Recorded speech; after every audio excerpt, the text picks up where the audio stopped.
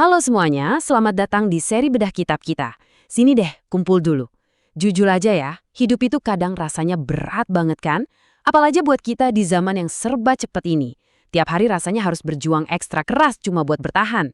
Nah, anggap aja sesi kita kali ini tuh sebagai survival guide atau buku petunjuk paling ultimate buat memenangkan game paling susah yang pernah ada, yaitu kehidupan. Dan ini adalah bagian pertama, di mana kita bakal membedah pendahuluan dari sebuah mahakarya klasik, langkah demi langkah. Pernah nggak sih kamu tiba-tiba overthinking di malam hari, ngerasa FOMO, ngelihat pencapaian orang lain, burnout parah, terus mikir, aduh, aku ini sebenarnya ngapain sih di dunia? Kok kayaknya aku jalan tanpa arah? Kalau iya, tenang aja, kamu nggak sendirian kok. Kehidupan ini emang dari sananya didesain nggak mudah. Wajar banget kalau kita ngerasa kewalahan pas jalan tanpa peta. Tapi kabar baiknya, ada sosok jenius dari masa lalu yang udah ninggalin cheat sheet atau contekan tutorialnya buat kita. Dan inilah kontekannya, Kitab Minhajul Abidin, ditulis sama seorang legenda, pemikir spiritual yang super agung, Imam Al-Ghazali. Beliau ini bukan sembarang tokoh loh, beliau adalah ulama besar yang udah ngelewatin semua krisis eksistensial yang mungkin lagi kamu rasain sekarang, dan berhasil nemuin kedamaian sejati. Lewat karya ini, beliau itu seolah-olah ngasih kita kontekan terakhir, supaya kita juga bisa nemuin ketenangan batin yang benar-benar nyata. Dan yang bikin merinding, Minhajul Abidin ini adalah karya terakhir yang beliau tulis sebelum meninggal dunia. Coba bayangin, ini tuh kristalisasi dari seluruh ilmu, pengalaman, dan kebijaksanaan hidup beliau. Semacam wasiat atau pedoman pamungkas buat kita semua yang pengen benar-benar mencari makna hidup. Jadi, bobot dari apa yang bakal kita pelajari bareng-bareng ini luar biasa besar. Sebelum kita bahas strategi survivalnya lebih jauh, Imam Al-Ghazali di bagian pendahuluan bukunya ini langsung nembak kita sama pertanyaan paling mendasar. Pertanyaan yang sering banget bikin kita krisis identitas. Untuk apa sebenarnya kita ada di sini? Kenapa sih kita diciptakan? Logikanya gini, kalau kita nggak tahu tujuan akhir kita apa, gimana caranya kita bisa menangin game ini kan? Jawabannya langsung dipampang jelas di awal kitab ini, mengutip firman Allah di surat Adz-Dzariyat ayat 56. Intinya, tujuan utama kita, di tengah segala drama kesibukan, tugas yang numpuk, kerjaan, dan distraksi sosmed, misi utama kita di dunia ini tuh sesederhana untuk menyembah dan terkoneksi sama pencipta kita. Udah itu aja. Kalau kita selalu ingat misi utama ini, hal-hal lain yang tadinya bikin stres berat bakal kelihatan jauh lebih kecil dan lebih gampang buat diatasi. Tapi tunggu dulu, kita kan sering banget ya pengen semuanya serba instan. Pengen hidup damai, masuk surga, tapi maunya lewat jalan tol yang mulus tanpa hambatan. Realitanya beda jauh. Al-Ghazali ngasih kita reality check yang lumayan keras nih.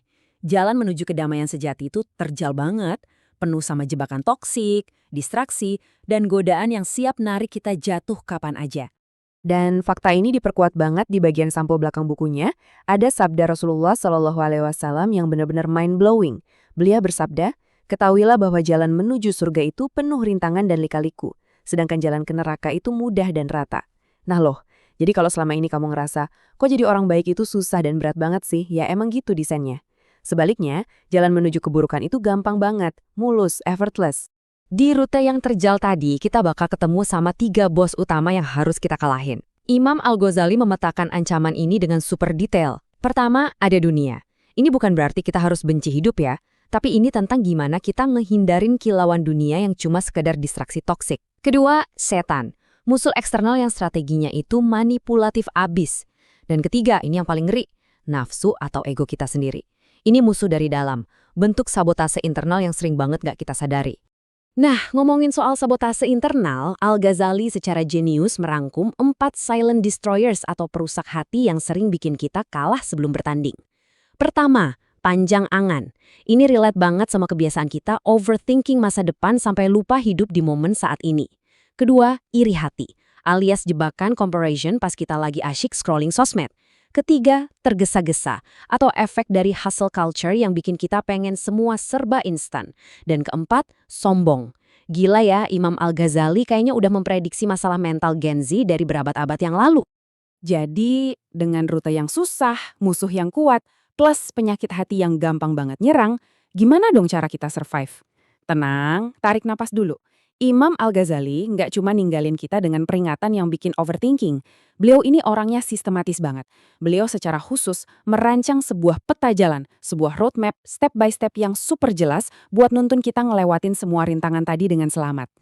Inilah peta jalannya, 7 tahapan perjalanan. Anggap aja ini 7 level yang harus kita lewati secara berurutan. Nggak bisa di-skip ya. Mulai dari level 1, ilmu dan makrifat, kita harus punya ilmunya dulu sebelum melangkah. Lanjut, level 2, tobat alias bersih-bersih baggage masa lalu. Terus level 3, godaan, tempat kita ngelawan bos-bos tadi. Dan terus lanjut sampai tahap ketujuh. Kita bakal bedah satu persatu tahapan ini di seri kita ke depannya, jadi santai aja, kita lewatin bareng-bareng. Kalau kita benar-benar komitmen ngikutin panduan ini, apa sih reward utamanya? Bukunya menjanjikan hal yang luar biasa indah. Siapapun yang mampu melewati seluruh tahapan ini, maka dia akan berada di hamparan ampunan dan kelembutan Allah. Dia bakal dapat sebuah kedudukan khusus, yaitu keintiman dengan Allah. Coba bayangin deh, di tengah dunia yang serba berisik dan bikin capek ini, kita bisa dapat kedamaian batin yang sejati, punya tempat curhat paling aman, dan ngerasa disayang sama pencipta kita. Totally worth it kan? Oke, pengenalan dan tutorial dasarnya udah selesai nih. Peta jalannya juga udah ada di tangan kita. Sekarang pertanyaannya, kamu siap nggak buat mulai perjalanannya? Siap nggak buat unlock tahap pertama, yaitu ilmu dan makrifat? Siapin hati dan pikiran kamu, dan pastikan kamu lanjut ikutin bagian selanjutnya dari seri bedah Minhajul Abidin ini, karena kita bakal langsung terjun mendalami langkah pertamanya. Sampai jumpa di tahap pertama.